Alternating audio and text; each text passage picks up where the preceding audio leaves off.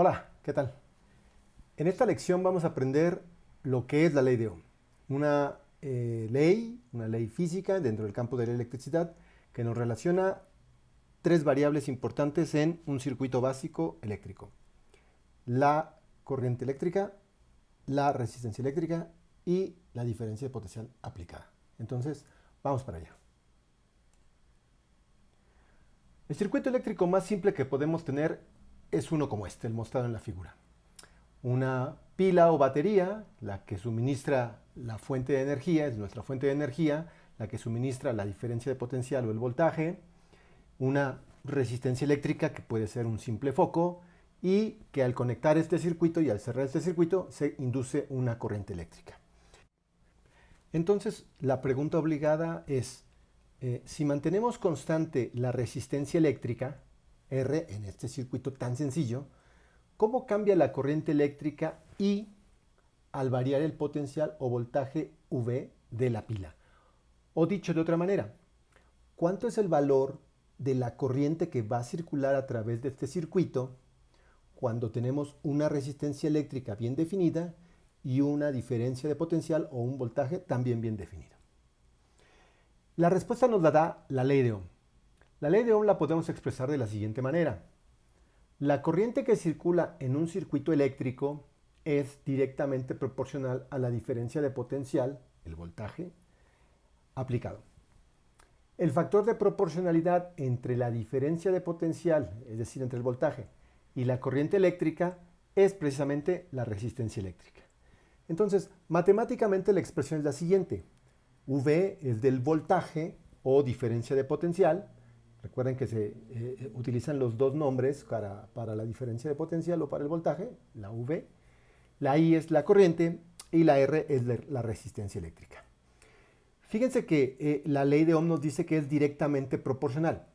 La corriente es directamente proporcional a la diferencia de potencial, es decir, al voltaje. Si lo vemos de esta manera la ecuación, únicamente en lugar de escribir I por R, escribir R por I, es exactamente lo mismo, nos damos cuenta precisamente que el comportamiento de esta expresión es idéntico al de la ecuación de una recta. Y igual a mx, B es igual R por I, donde I es la variable independiente, al igual que la variable X, y la V es la variable dependiente, al igual que la Y en la simple ecuación de la recta. Entonces, por ejemplo, como es una ecuación de una recta, nosotros podemos graficar en el eje Y la corriente eléctrica, en el eje X el voltaje, la diferencia de potencial, para una resistencia de 50 ohms. Entonces, si nosotros hacemos esta gráfica siguiendo la ecuación de la ley de Ohm, encontraremos esta serie de puntos que obviamente nos describen el comportamiento de una línea recta. Si ahora nosotros cambiamos a una resistencia de 100 ohms, variando el voltaje de la misma manera, pues encontraremos otra sucesión de puntos que igualmente tendrán un comportamiento lineal. Pero obviamente la pendiente es distinta porque al aumentar la resistencia eléctrica, entonces la corriente que va a circular a través de esa resistencia pues será menor. Lo mismo pasa, por ejemplo, para una resistencia de 500 ohms. El comportamiento sigue siendo el de una línea recta, un comportamiento lineal, pero debido a que la resistencia aumentó, la corriente eléctrica que va a poder circular a través de esa resistencia pues es más pequeña. Sin embargo, recuerden, el comportamiento lineal que nos dicta la ley de Ohm se mantiene. Ahora tratemos de poner todas nuestras ideas, tanto de potencial eléctrico como de corriente eléctrica, juntas. En un video anterior definimos que el potencial eléctrico, que está relacionado con la diferencia de potencial, está dada como la energía por unidad de carga. Entonces, a partir de esta expresión, nosotros podemos obtener la energía de un circuito eléctrico.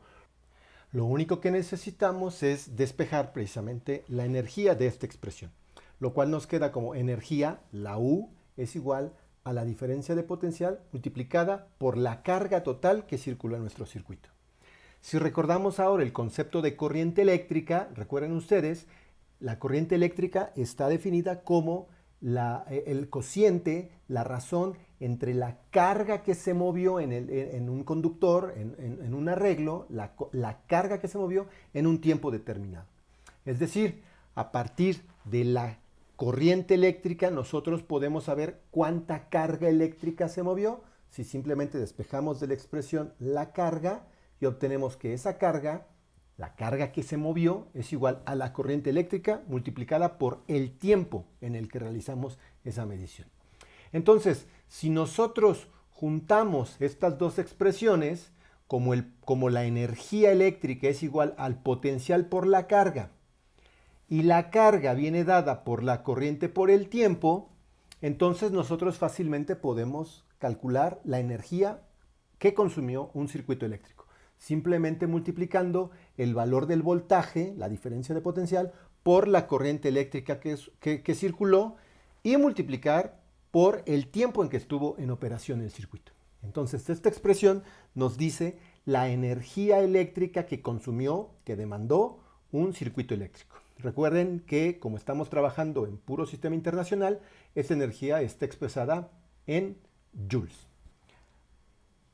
Ahora bien, de esta última expresión de la energía igual a voltaje por corriente por el tiempo, vamos a pasar al lado izquierdo de la expresión la variable del tiempo. Es decir, que nos quede la energía entre el tiempo, es decir, cuánta energía se consumió por unidad de tiempo, y eso nos queda igual al voltaje por la corriente, simplemente haciendo el despeje.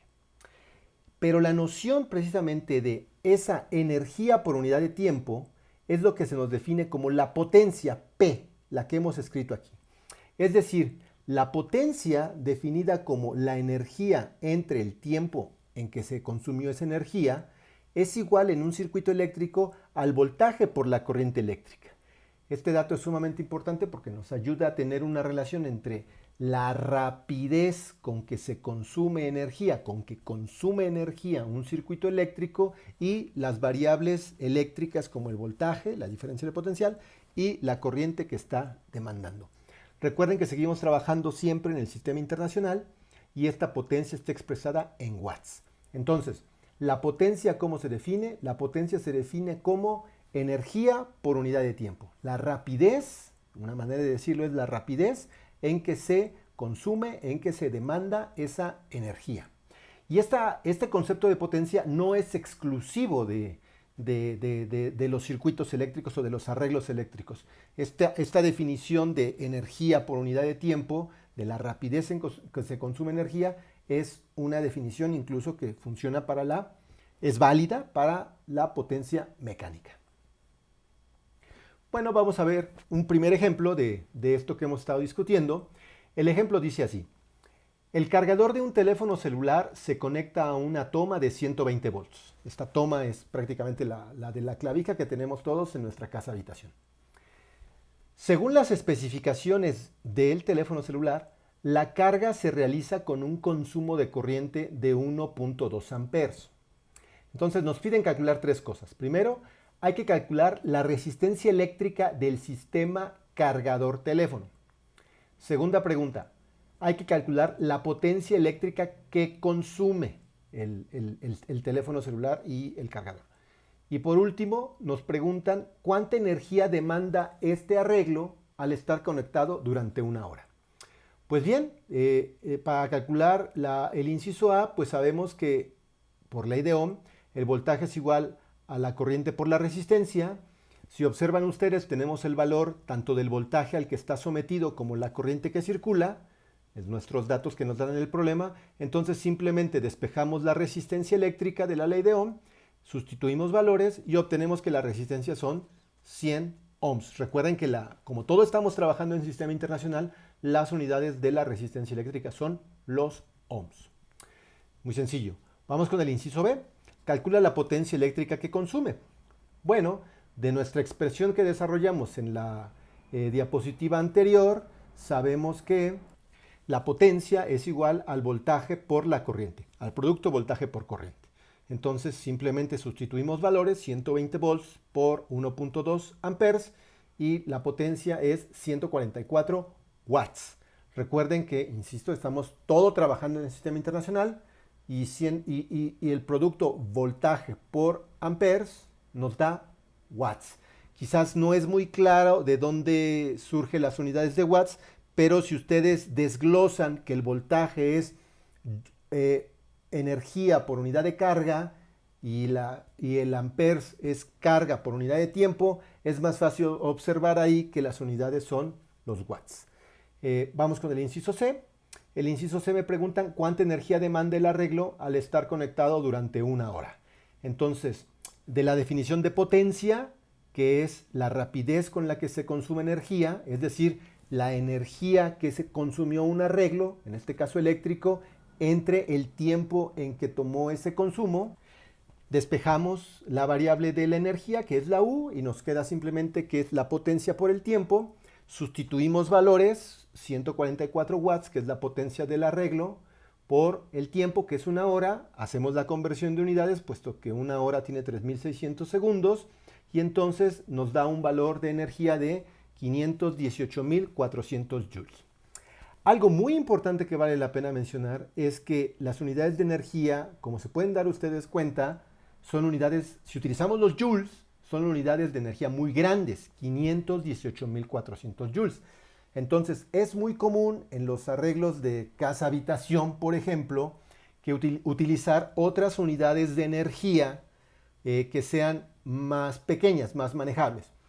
Y estas son, por ejemplo, los watts hora o los kilowatts hora. Entonces, resolviendo el mismo inciso C, en lugar de expresar nuestra energía en joules, podemos expresarla en watts hora, lo cual nos da un valor de 144 watts hora. Ese guión no es un signo menos, sino simplemente es para como separar la unidad de watts de la de hora. Es muy común expresarlo así.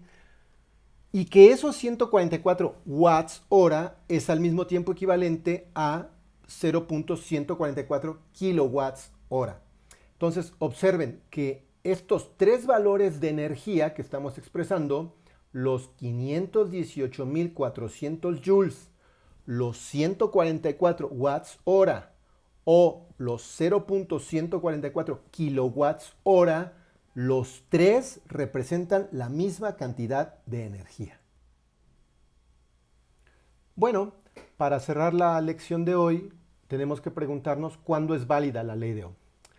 Como lo mencionamos en la definición en una de las diapositivas anteriores, la ley de Ohm describe una relación lineal, como el comportamiento de una recta, entre la corriente y el voltaje. Es decir, nosotros aplicamos un voltaje o aumentamos el voltaje más bien a través de una resistencia y la corriente irá creciendo de manera lineal, como si fuera una línea recta. La inclinación de esta línea recta pues dependerá del valor de la resistencia, como lo hemos descrito. Sin embargo, este comportamiento no se extiende a todos los valores de la diferencia de potencial que apliquemos. Puede ser que la pila, los voltajes que nosotros tengamos a la mano como una fuente de voltaje de un laboratorio, pues sean valores precisamente que hagan que nuestra resistencia se comporte cumpliendo la ley de Ohm. Es decir, que crezca la corriente de manera lineal conforme aumentamos el voltaje. Pero la realidad es muy distinta. La realidad puede ser que para cierta resistencia, conforme aumentemos el voltaje, va a llegar un momento en que se va a perder el comportamiento lineal entre el voltaje y la corriente. ¿Y esto por qué se debe? Pues se debe esencialmente a que, bueno, pues como están circulando electrones y están circulando muchísimos, puesto que estamos aplicando un voltaje muy grande, entonces las colisiones aumentan estrepitosamente. Entonces el comportamiento lineal que existía para voltajes, digamos, bajos, ya no se va a cumplir cuando estamos en voltajes demasiado elevados. Es decir, lo que va a ocurrir es que vamos a llegar a una corriente, llamémosla como de saturación. Es decir, donde por más que aplique, aumentemos y aumentemos y aumentemos el voltaje, ya la corriente eléctrica ya no va a aumentar de manera lineal. Ya no vamos a ver ese comportamiento lineal que veíamos a voltajes más pequeños. Este comportamiento es algo normal, aunque siempre se procura trabajar dentro del régimen óhmico, es decir, dentro del régimen donde la corriente y el voltaje dependen linealmente, están relacionados mediante la ecuación de una recta, es decir, cumplen la ley de Ohm. Pasando esta región es el régimen que se conoce como el régimen no óhmico y es obviamente la región a voltajes muy altos donde esa resistencia ya no cumple la ley de Ohm. Entonces, siempre se procura trabajar dentro del régimen óhmico, puesto que el comportamiento es simplemente el de una línea recta. Bueno, y ahora pues solo queda estudiar.